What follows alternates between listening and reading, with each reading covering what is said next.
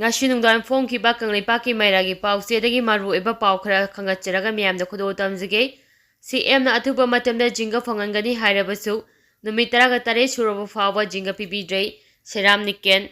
haukiba me tang manga da lamdam achida akamanong amade len tabana maram oiduna yum kaya ama ate akai nangnari maru oina lareba praja miyamgi yum ko uliba jinga sijinaba yadana hutpa yauke oiriba pibam achida chief minister N Birena athuba matamda Lena chu alaba yum singkup naba jinga pigani hajuna lauthokraba ngasi numit 13 ni suraba fawba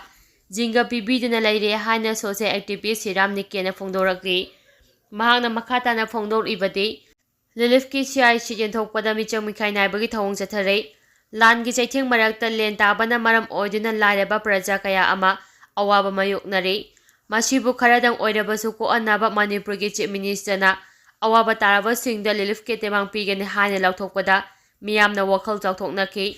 loinuna athuba matamda magi phibam choklaba yumgi photo kaptuna mathau taba che changsing haptuna DC office yongnaba pisingki laibak thibadi lena yumgi jinga kya manghankraba numit 13 ni sure aduba hauju phaba yumkopnaba jai chijin thokana leire yum ahoba manungda yum kya gi meyo kya awaba khangduna leire hade chera asida thongju kendri manungda yum kharadi jai chijin thokpa leikhre masida su amaga michang mikhai naiba poyen haibadu oire jai chima sing kya yum amamamda pigadabano haibadu mayek singna khangandre kanagumba kharaduna yamna pi kanagumba kharaduna masing khara ka piba thengnare yum kharada piraga yumlo nabada piduna leibasu thengnare Manipur lenga ki official na taba political party amagi karami kharana Lilif matter yembagi thaba simi chami khainana ahan akon naina sel langduna leire hari mahangna akon bada phongdorak libadi nonglai nungse amadi lena so ankraba imung singda athuba matamda michang mikhai najana pifam thopa polam sing pithokpiu Biroi haragana mari lainaba department na miyamda sengna lauthokpiu chief minister na Lilif material yenbagi thaba asi lareba miyamgi khanbiduna athuba matamna miyeng changchimbiu mari lainaba DC amadi official singsu rasitigi itil sanghandana maring tamna thabak tawba ngamhanbiu hairi awang nongpokta sabagi sang hengalakpadagi numit manganigi red alert lauthokre India Meteorological Department IMD ne India gi awang nongpo station ka hena sabagi sang hengalakpadagi numit manganigi oiba red alert lauthokre IMD gi forecast matung ina chaliba tha asigi tang 25 fawbada Punjab Haryana Chandigarh Delhi Uttar Pradesh Rajasthan amadi Madhya Pradesh da makha tana sakhigani hari IMDA gi matung ina South Arabian Sea Maldives Coral area South Bay of Bengal amadi Andaman and Nicobar Island loina Andaman Sea gi saru kharadadi lakadoriba numitni asida sabagi sang khara hantagani haiba mafamsing asida sabagi sang wangba maramna India gi kha thangma mafam kharadadi hayeng fawa akam maungda nong taragani hairi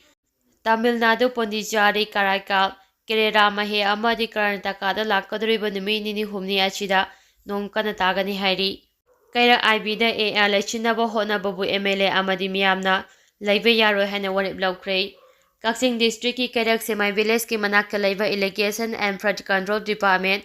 IFCD ki inspection bangro IB da lelong da leiba 38 suba Assam Rifles ki post ama leisingani haina hanjin lakpadagi Keirak apuma maira paibigi miyoi singa Kendra asigi MLA Dr. Usam Debenga Keirak yawabung maira sangda puna phaminaduna mafam achida Assam Rifles tamba sungya yaroi haina warep takre hairi ngasigi mifam aduda MLA Dr. Usam Debena phongdokkibada Kaksing District ki manung chana leiba Keirak hariba khongang asi irang karisu leitaba ina sikna hanadagi leijaba khul amani handak ikha khangaugana mapan suba sector ki makhada leiba 38 suba AR na Keirak irang thoknaba chiliba asi miyam puna mangna yafam thokte mahaki maikidagi su angamba thakta hotnaduna Keirak IB da Assam Rifles thamdanaba mari leinaba department singa tanagani haiki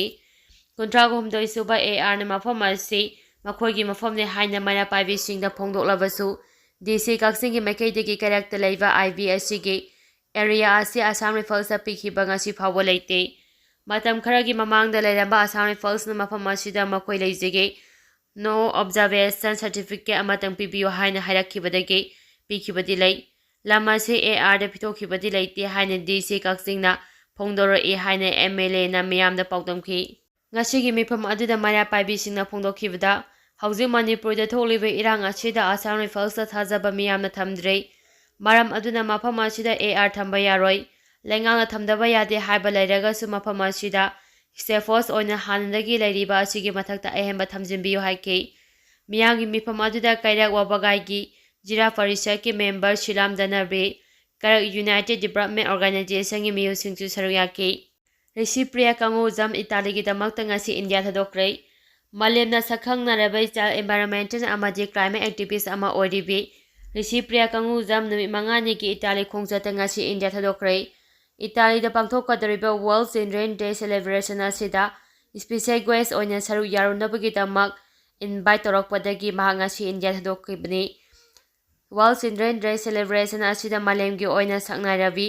angang taru khangapada Recipriya kangu jam su yarokibani mahangna Italy yaroba matungda Pope Francis unaduna Manipurda haujik thokliba kanglup ani gi lan asigi matangda su loisinaba wari sagani mahaki Italy khongja asida mahaki apopi mama Bidyarani Devi kangujam amadi mahaki manaupi Irina kangujam su loinari mahaka loinina World Children's Day asida saru yagadoriba angang taru asi Africa USA amadi Brazil chingbadagi su delegation oina saru yari Recipriya kangujam na Pope Francis unaduna Manipurda thokliba kanglu ani gi irang asi Christian laining chapa singa maite ani gi marakta thokpala nate Masi kuki amasung maite community ani gi marakta thokpala ani haina su sugana thamgani hauji ijere amade Palestine gi thokliba lan asida ijere na Palestine gi mathakta landaduna Palestine gi miyam kaya haliba si asupa mihat genocide ni maduna lan asibu loisinabagi matangda wafam kaya su mangna pukhakani hairi combing operation da khulai kya fagapa ngamlei ngasi ayu pung mapalom taba matamda Kaching District Police ki SP Thoksom Bikramji ki miyang makhada Kaching Police ki CDO team amadi Hiyanglam Police Station ki CDO Police amadi nupi police sing yaungna Hiyanglam Hiyangmai Yangkhongna chingma mafamda aina yadaba khulai kya losinduna lairi habagi thajaba yaba paw ama fangbadagi mafam aduda kochinduna operation chathaba matamda khulai kya fagapa ngamlei hairi Police tagi phangba paw asin haripadi khulai sing adu Yangkhong area da cheng hamnaba bora amada hapchilaga thamlambani hairi khulai sing aduda ahangba magazine ga konana countryman 9 mm ki pistol ama 36 mm ke 1 detonator yaudaba hand grenade ama 2 inch mortar shell ahom warep proof jacket ani battery ga loina biofair handset ama halting boot jura ama chengbek ama phangba ngamki phagalaba khulai sing adu ngasi ayupung mapa makhai taba matamda Yanglam Police Station na khusinakhrei loinana aingi oiba thabok lokhanaba semsare hairi amaramda ngasi ayup Kaching District Police Station amadi Waikhong Police Station ki commando police singna Kaching District Police ki SP TS Bikramji ki luksing makhada Umathel area da combing operation chathakhrei sarangna Umathel mayai lekai da leiba yum humdra da chathakiba combing operation aduda miyoi mafuga manga amamamta oina masa khangdoki ayupung 7:40 dagi 9:10 faba operation chathake operation aduda mifa mipunda yaukide hari amaramda Assam Rifles amadi Manipur Police ki kanguna Churchandpur district ki manung jama Mojang area da ngarang chathakiba operation da su khulai paiba singna lochin thamlamba khulai kya faga pangamle hari phagalaba khulai sing adudi 12.5 assault rifles ama magazine ama single shot ball action rifles ama 9 mm ki pistol ani magazine ani 9 mm CMZ magazine ama nomoi maru taraga manga short range mortar ama anti lyot shell taruk ne hairi